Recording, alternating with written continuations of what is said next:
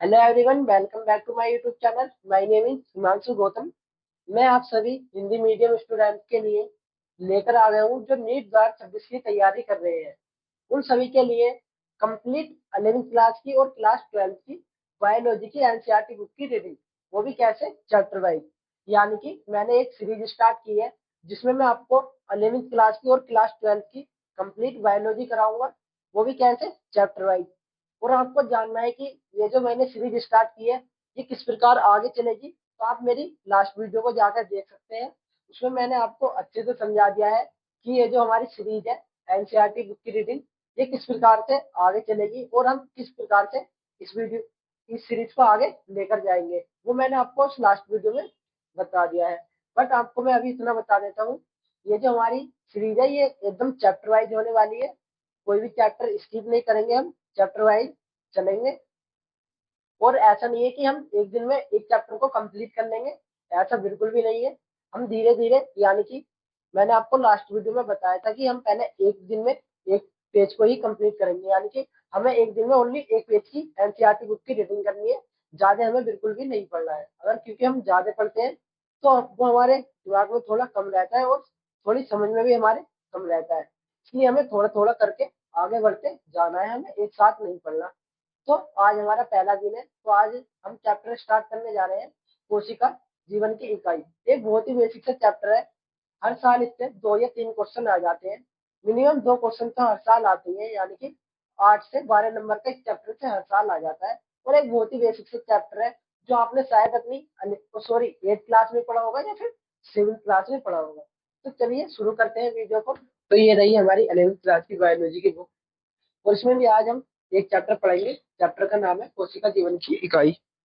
यानी कि हम कोशिका जीवन की इकाई चैप्टर पढ़ेंगे। तो देखो, ये जो मेरी बुक है, मैंने इसमें पहले ही कोशिका चैप्टर के बारे में लिख रखा है इस तरीके से। अगर ये सब मैं आपको समझाता हूँ तो आपके समझ में आएगा नहीं, क्योंकि मैंने ऑलरेडी लिखा है।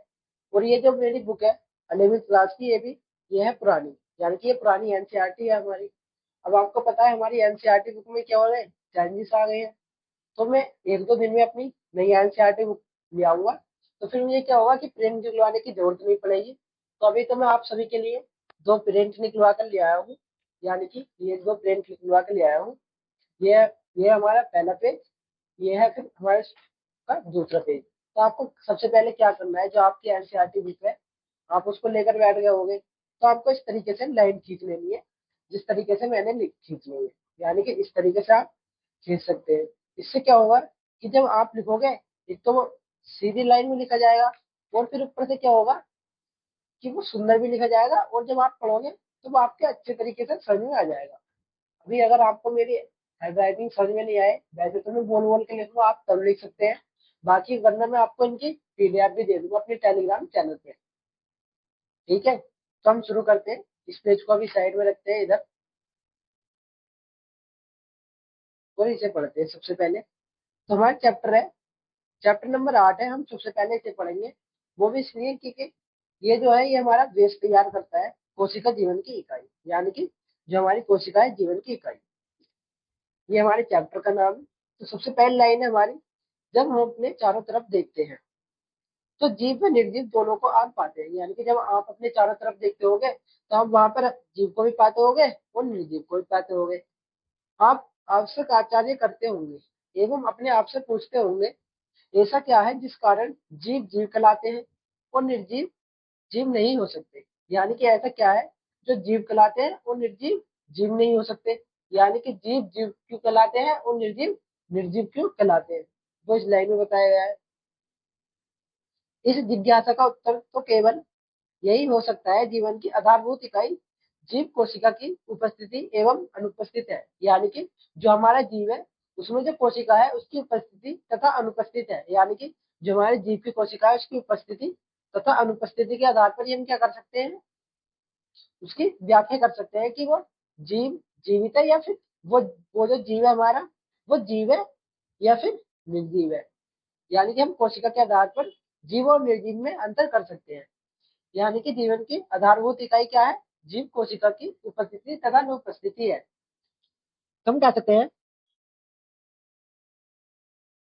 कोशिका जीवन की आधारभूत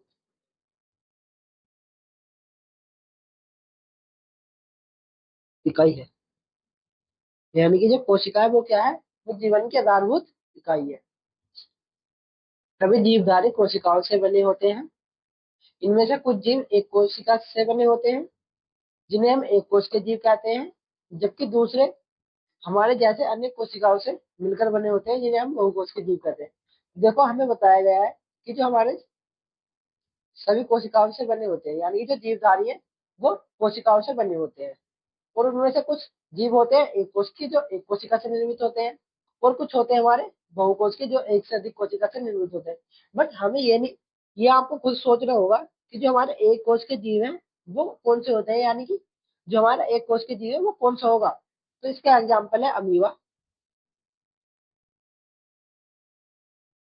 अमीबा अमीबा क्या होता है, हमारा एक कोश क्या होता है, और क्या है, और हमारा जीवाणु।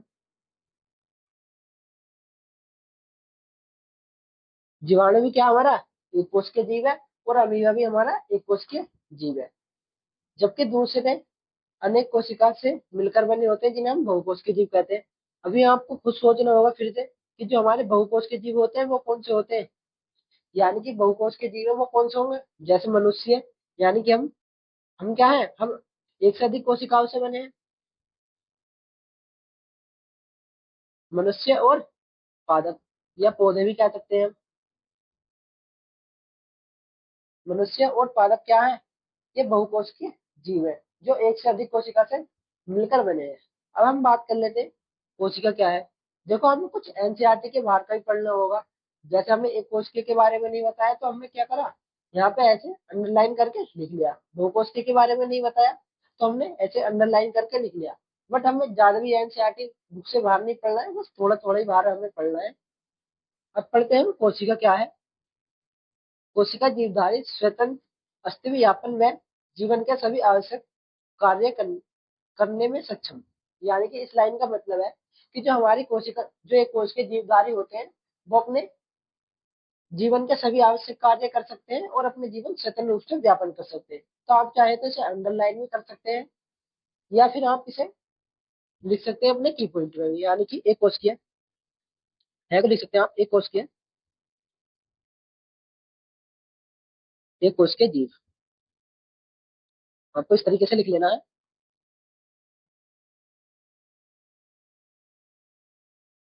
स्वतंत्र जीवन व्यापन कर सकते हैं और अपने सभी आवश्यक कार्य। यानी कि जो हमारे कोश के जीव होते हैं वो अपने जीवन स्वतंत्र रूप से व्यापन कर सकते हैं और अपने सभी आवश्यक कार्य भी कर सकते हैं। तो देखो, यहाँ तक की लाइन मैंने ये 4 वर्ड में ही कंप्लीट कर दी है। तो आपको इस तरीके से की पॉइंट लिखने हैं। अगर आप मेरे साथ भी लिख सकते हैं, वरना मैं आपको इसकी पीडीएफ तो अपने टेलीग्राम चैनल पे दे दूंगा, आप वहां से जाकर भी लिख सकते हैं। कोशिका के बिना किसी का भी जीवन, स्वतंत्र जीवन अस्तित्व नहीं हो सकता। यानी कि जो हमारी कोशिका है उसके बिना किसी का भी जीवन स्वतंत्र अस्तित्व नहीं हो सकता है। यानी कि एक कोशिका के बिना जीवन नहीं है। इस कारण जीव के लिए कोशिका ही मूलभूत से संरचनात्मक व क्रियात्मक इकाई होती है। यहाँ पर देखो, हमें बताया गया था कि कोशिका जीवन की आधारभूत इकाई है, तो यहाँ पे बता दिया जो हमारी कोशिका है वो मूलभूत इकाई से संरचनात्मक इकाई व क्रियात्मक इकाई है। यानी कि जो हमारी कोशिका है वो क्या है, संरचनात्मक इकाई भी है और क्रियात्मक इकाई भी हमारी कोशिका ही है। यानी कि कोशिका जीवन की संरचनात्मक व क्रियात्मक, यानी कि जो हमारी कोशिका है वो जीवन की संरचनात्मक व क्रियात्मक इकाई है। अब ल्यूवेनहोक ने पहली बार कोशिका को देखा। अब हमें बता दिया कि जो हमारे ल्यूवेनहोक थे, इन्होंने पहली बार क्या देखा, कोशिका को देखा। अब हमें ये नहीं बताया कि जो हमारे ल्यूवेनहोक वैज्ञानिक थे, इन्होंने पहली बार कोशिका को कब देखा। तो ये हमें खुद से यहाँ पर लिखना होगा, इन्होंने कब देखा था, 1674 में। यानी कि अब हम कह सकते हैं 1674 में ल्यूवेनहोक ने पहली बार कोशिका को देखा। तो इसे भी हम यहाँ पे नोट कर देंगे, 1674 में ल्यूवेनहोक ने कोशिका को देखा। यानी कि जो हमारे लिवेनहॉफ ने होप थे, इन्होंने पहली बार कोशिका को देखा, कब देखा? 1674 में। और जो हमारी इन्होंने कोशिका देखी थी, उस कोशिका का क्या नाम था? उस कोशिका का नाम था जीवाणु। यानी कि इन्होंने जीवाणु नाम की सबसे पहले जीवित कोशिका देखी, वह इसका वर्णन किया था। यानी कि इन्होंने सबसे पहले जीवित कोशिका देखी और उसका वर्णन किया।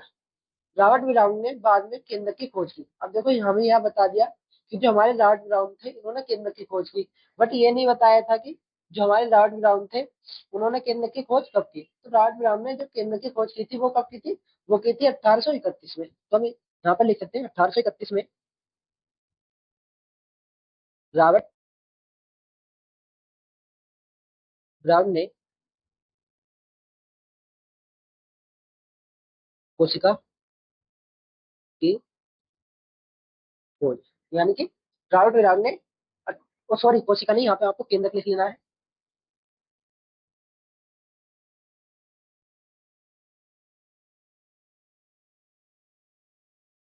रॉबर्ट ब्राउन ने 1831 में केंद्र की खोज की। उसके बाद सूक्ष्मदर्शी की खोज में बाद में इसके सुधार के बाद फ्रेज कंट्रास्ट व इलेक्ट्रॉन सूक्ष्मदर्शी द्वारा कोशिका का विस्तृत संरचना का अध्ययन संभव हो सका।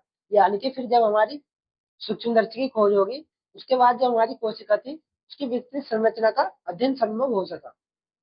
यानी कि पहले हमने अपनी सूक्ष्मदर्शी का आविष्कार किया, फिर उसमें सुधार किए, सुधार करने के बाद हमने एक सूक्ष्मदर्शी बनाई फ्रेज कंट्रास्ट सूक्ष्मदर्शी, और एक बनाई इलेक्ट्रॉन सूक्ष्मदर्शी।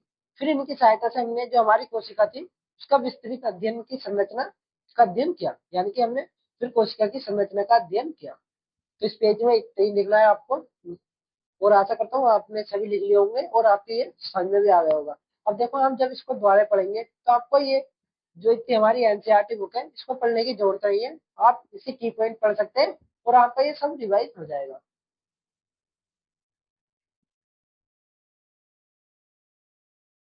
अभी हमारा पेज आता है अगला। देखो मैंने आपको पढ़ा दिया था पहले, बट अपनी माइक ऑन नहीं करी, तो ये इसलिए फिर से रब करके अब आपको दोबारा बताना पड़ेगा। तो हमारा अगला पेज आता है और अगला टॉपिक भी आता है कोशिका सिद्धांत। यानी कि अब हम कोशिका सिद्धांत के बारे में पढ़ेंगे। 1838 में जर्मनी के वनस्पति वैज्ञानिक मैथ्यूस लाइडेन ने बहुत सारे पौधों के अध्ययन के बाद पाया कि पौधे विभिन्न प्रकार की कोशिकाओं से मिलकर बने होते हैं। यानी कि जो हमारे जो पौधे होते हैं, वो विभिन्न प्रकार की कोशिकाओं से मिलकर बने होते हैं। ये किसने बताया? ये हमें स्लाइडेन ने 1838 में बताया। यानी कि हम लिख सकते हैं 1838 में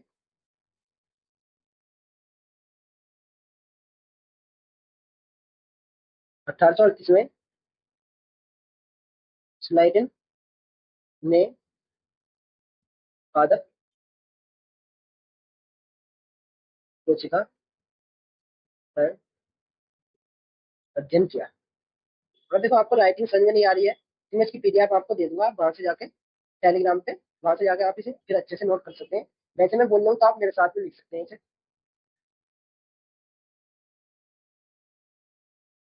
जो पौ, जो पौधों में काय का निर्माण करती है, ऊतक का निर्माण करती है। ये तो सीधी सी बात है, जब हमारी बहुत सारी कोशिका एक जगह मिल जाएंगी, तो वो काय का निर्माण करेंगी, फिर ऊतक का निर्माण करेंगी। लगभग उसी समय 1839 में एक ब्रिटिश, अब देखो जगह जो ब्रिटिश दे रखा है, ये एनसीआरटी, न्यू एनसीआरटी में चयन कर दिया है। तो आपको यहाँ पे क्या कर लेना है? इनकी जगह जर्मनी कर लेना है। जर्मनी। यानी कि ये जो वैज्ञानिक थे हमारे, ये कैसे थे? जर्मनी वैज्ञानिक थे। नहीं एनसीईआरटी में ये बताया था, पर जो हमारी ओल्ड है उसमें ब्रिटिश कर रखा है। तो आप, अगर आपके पास ओल्ड है, तो आप इसको काट के जर्मनी कर सकते हैं। प्राणी वैज्ञानिक स्वान ने विभिन्न जंतु कोशिका के अध्ययन के बाद पाया कि कोशिकाओं के बाहर एक परत मिलती है। अब देखो इस लाइन को ध्यान से पढ़े, कोशिकाओं के बाहर एक परत मिलती है। यानी कि इन्होंने केवल यही बताया कि जो हमारी कोशिका है, उसके बाहर क्या मिलेगी? परत मिलेगी। यानी कि जो हमारी पादप की कोशिका होगी, उसके बाहर एक परत मिलेगी, जिसे हम आजकल क्या कहते हैं?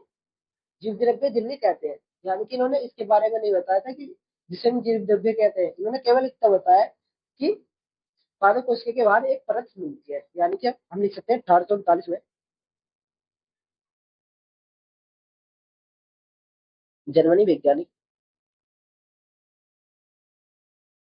वैज्ञानिक स्वान ने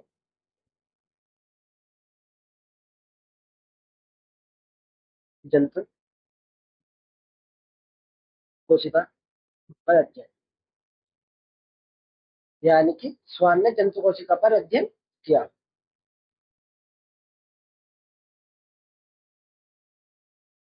इसी वैज्ञानिक ने यानी कि स्वान ने बाद में पादप ऊतक के अध्ययन के बाद पाया कि पादप कोशिका में कोशिका भित्ति मिलती है। यानी कि देखो, अब ये एक ऐसे वैज्ञानिक हो गए कि इन्होंने पादप कोशिका पर भी अध्ययन किया और जंतु कोशिका पर भी अध्ययन किया। तो हम यहाँ पे क्या और लिख दें, पादप।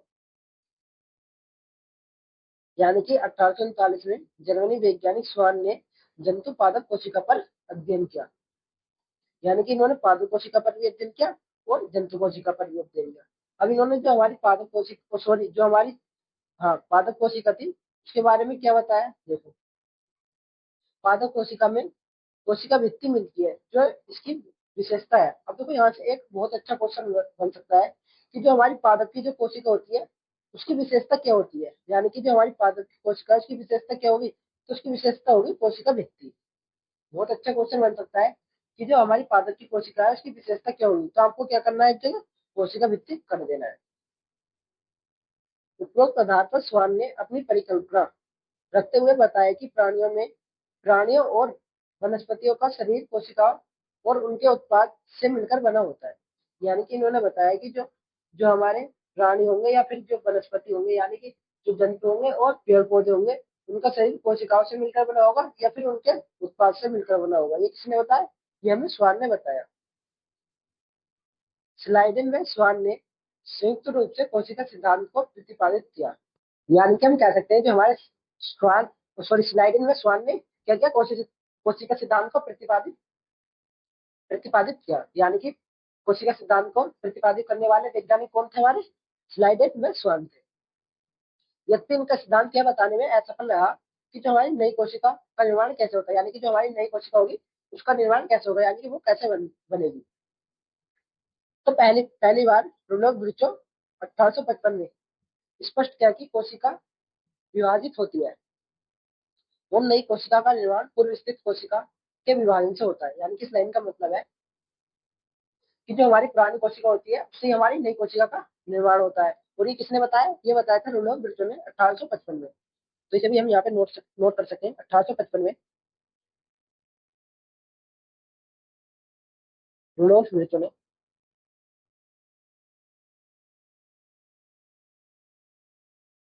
बताया कि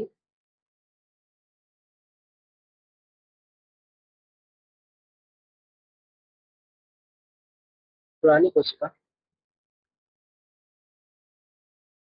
सही क्या बनेगी, हमारी नई कोशिका, यानी कि नई सेल।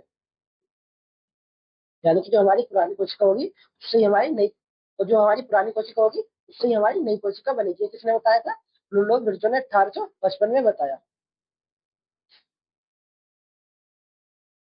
ओमनी फिर इन्होंने बाद में कहा था ओमनी सेलुला ई सेलुला। इस लाइन का यही मतलब था कि जो हमारी पुरानी कोशिका होती है उससे हमारी नई कोशिका का निर्माण होता है, यानी कि पुरानी कोशिका से ही हमारी नई कोशिका बनती है।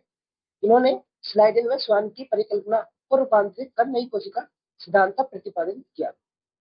देखो, यहाँ से भी बहुत अच्छा क्वेश्चन बन सकता है इस लाइन से यहाँ तक कि इन्होंने स्लाइडन में स्वान की परिकल्पना को रूपांतरित कर, यानी कि अब अगर आपको नीट एग्जाम में क्वेश्चन आ जाता है कि जो हमारे स्लाइडन में स्वान थे उनकी जो उन्होंने कोशिका सिद्धांत दिया था उसको रूपांतरित किसने किया, तो आपको वहां पे क्या करना है, रुडोल्फ विर्चो ने करना है। देखो, ये तो बहुत ही बेसिक सा क्वेश्चन है कि नई कोशिका सिद्धांत किसने दिया, तो हम डायरेक्ट कर दोगे वहां पे रुडोल्फ विर्चो। अगर यही आ जाता है कि स्लाइडन में स्वान जो थे इनका जो कोशिका सिद्धांत था उसको रूपांतरित किसने किया, तो आपको वहां पे क्या करना है, रुडोल्फ विर्चो करना है। यानी कि परिकल्पना को रूपांतरित किसने किया, तो आपको वहां पे क्या करना है, रुडोल्फ विर्चो ने। रह जाता है कब किया, तो आपको 1855 कर देना है। तो आपको इस तरीके से अपने आप ही क्वेश्चन बनाने होंगे। नई कोशिका का सिद्धांत दिया। वर्तमान समय में प्रशिक्षण में कोशिका सिद्धांत निम्बत है यानी कि निम्नलिखित है।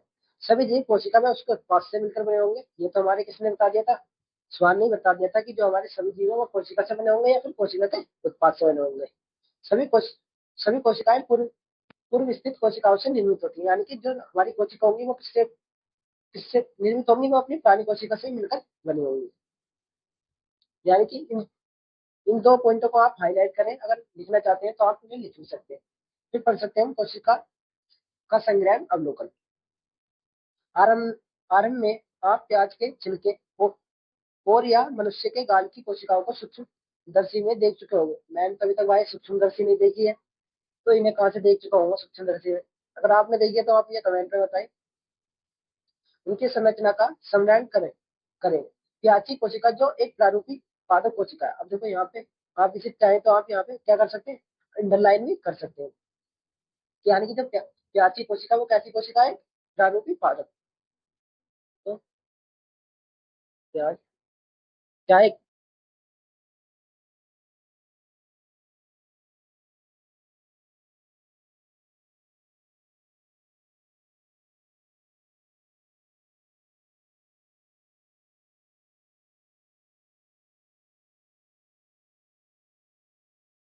यानी कि जो हमारी प्याची कोशिका वो एक कैसी कोशिका है?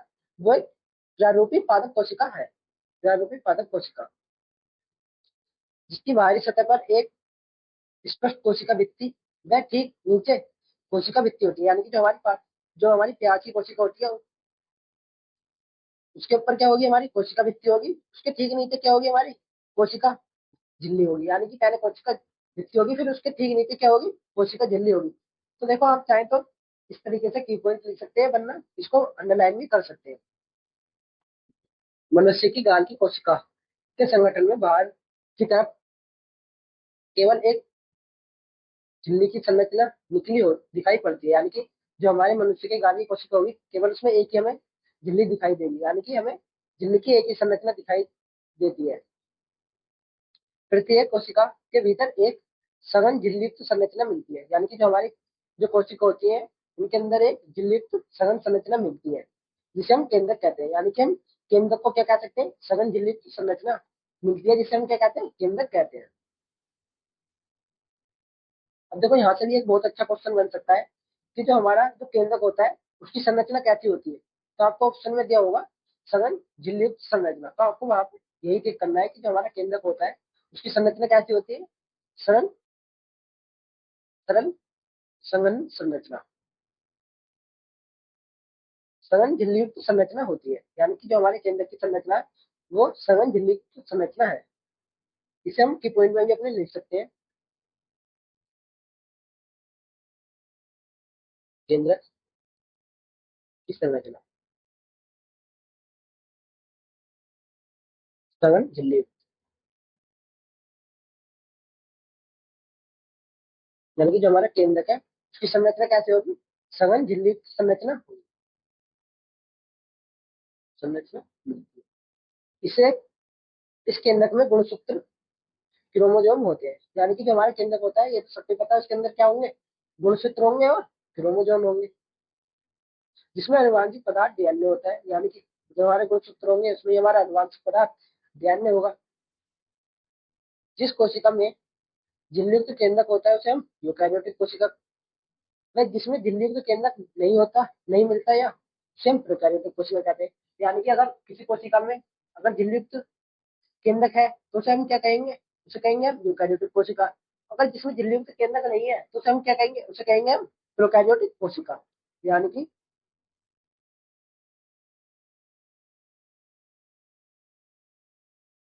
झिल्ली युक्त केंद्रक किसमें होगा? किसमें होगा? प्रोकैरियोटिक कोशिका में या फिर यूकैरियोटिक कोशिका में? तो जो हमारा झिल्ली युक्त केंद्रक होगा वो होगा हमारी यूकैरियोटिक कोशिका में।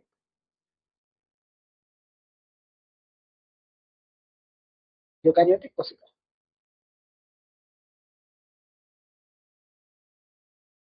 वहां पर लिख लेते हैं झिल्ली युक्त केंद्रक अनुपस्थित। और जब हमारा झिल्ली युक्त केंद्रक क्या होगा? अनुपस्थित होगा तो वो कौन सी कोशिका में होगा? वो होगा हमारा प्रोकैरियोटिक कोशिका में। यानी कि प्रोकैरियोटिक कोशिका। यानी कि अगर हमारा केंद्रक उपस्थित है तो वो होगी हमारी यूकैरियोटिक कोशिका, और हमारा झिल्ली युक्त केंद्रक अनुपस्थित है तो वो होगी हमारी प्रोकैरियोटिक कोशिका। दोनों कोशिकाएं यूकैरियोटिक व प्रोकैरियोटिक कोशिकाओं में इसके आयतन को घेरे हुए एक अर्धतरल अवयव मिलता है, यानी कि एक अर्धतरल पदार्थ मिलता है। यानी कि चाहे वो प्रोकैरियोटिक कोशिका, यानी वो चाहे यूकैरियोटिक कोशिका हो या फिर प्रोकैरियोटिक कोशिका हो, इनके दोनों आयतन में एक गिरा हुआ अर्धतरल पदार्थ मिलता है जिसे हम कोशिका द्रव्य कहते हैं। यानी कि दोनों कोशिकाओं में क्या मिलेगा, अर्धतरलीय क्या मिलेगा, पदार्थ मिलेगा जिसे हम क्या कहते हैं, कोशिका द्रव्य कहते हैं। यानी कि दोनों कोशिकाओं में हमारा कोशिका द्रव्य मिलता है। दोनों दोनों पादप जंतु कोशिकाओं में कोशिका क्रिया हेतु कोशिका द्रव्य एक मुख्य स्थल है। अब देखो यहाँ से भी एक अच्छा क्वेश्चन बन सकता है इस लाइन से, तो यहाँ से दोनों पादप जंतु कोशिकाओं में क्रिया हेतु कोशिका द्रव्य एक मुख्य स्थल है। यानी कि जो कोशिका द्रव्य है वो क्या है, मुख्य स्थल है पादप कोशिका के लिए भी और हमारी जंतु कोशिका के लिए। यानी कि चाहे वो हमारी पादप कोशिका हो या फिर जंतु कोशिका हो, जो हमारा कोशिका द्रव्य होगा वो उनके लिए क्या होगा, कोशिका क्रिया का मुख्य स्थल होगा। यानी कि यहाँ से क्वेश्चन बन सकता है कि जो हमारी जो कोशिका होती है उसकी क्रिया का मुख्य स्थल कौन क्या होता है, तो आपको वहां पे टिक करना है कि कोशिका द्रव्य कोशिका का महत्वपूर्ण स्थल होता है, स्थल होता है। कोशिका की जीवन अवस्था अवधि विभिन्न रासायनिक क्रिया यानी कि संपन्न होती है। यानी कि जो कोशिका की अवधि होती है उसमें जो विभिन्न प्रकार की हमारी संरचना विभिन्न प्रकार की जो क्रिया होंगी, रासायनिक क्रिया होंगी, वो कहाँ संपन्न होंगी, वो हमारे कोशिका द्रव्य में ही संपन्न होती है। यानी कि कोशिका द्रव्य में ही हमारी विभिन्न प्रकार की रासायनिक अभिक्रिया क्या होती है, संपन्न होती है। क्योंकि ये क्या है, ये कोशिका द्रव्य जो है वो कोशिका की क्रिया हेतु क्या है, एक महत्वपूर्ण स्थल है। तो यहाँ पर ही हमारी सारी जो रासायनिक अभिक्रिया होती है वो यही पूर्ण होती है, यानी कि यही संपन्न होती है। यूकैरियोटिक कोशिका में केंद्रक के अतिरिक्त अन्य झिल्ली विभिन्न संरचना मिलती है जो कोशिका में कहलाती है, जैसे अंतरकेंद्रीय जालिका जिसे हम एंडोप्लाज्म रेटिकुलम कहते हैं, सूत्रकणिका जिसे हम माइक्रोकॉन्ड्रिया कहते हैं, सूक्ष्मकाय जिसे हम माइक्रोबॉडी कहते हैं, गोल्जी स्वेत्री लाइकाई जिसे हम लाइसोसोम कहते हैं। वह राजधानी प्रोकैरियोटिक कोशिका में झिल्लियुक्त कोशिका का अभाव होता है। यानी कि जो हमारी प्रोकैरियोटिक कोशिका होती है उसमें जो हमारी राजधानी है वो झिल्लियुक्त कोशिका, यानी कि जो हमारी प्रोकैरियोटिक कोशिका है तो जो उसकी राजधानी होगी ना वो झिल्लियुक्त होगी, और इसका प्रोकैरियोटिक कोशिका में कोई अभाव होता है। यानी कि हम कह नहीं सकते ये होती है या नहीं होती है, इसका अभाव ही होता है। अगर आप सभी को वीडियो पसंद आई तो वीडियो को लाइक और हमारे चैनल को सब्सक्राइब करें। और अगर आपको जो मैंने इस एनसीईआरटी बुक की रीडिंग कराई है 1 पेज की, अगर जो मैंने अपनी एनसीईआरटी बुक में लिखा है, अगर इसकी पीडीएफ चाहिए तो आप हमारे टेलीग्राम चैनल को ज्वाइन कर सकते हैं, जिसका लिंक मैंने आपको नीचे डिस्क्रिप्शन में दे दिया है। वहां से जाकर आप मेरे टेलीग्राम चैनल को ज्वाइन कर लें। इस वीडियो की पीडीएफ भी आपको वही मिलेगी, और जो आपको इस पेज से 30 से 50 एमसीक्यू मिलने वाले हैं वो भी आपको हमारे टेलीग्राम चैनल पर ही मिलेंगे। तो हमारे टेलीग्राम चैनल को ज्वाइन करना नहीं भूलें। मिलते हैं फिर नेक्स्ट वीडियो में, तब तक बने रहिए हमारे इस विद्यानिक चैनल पर।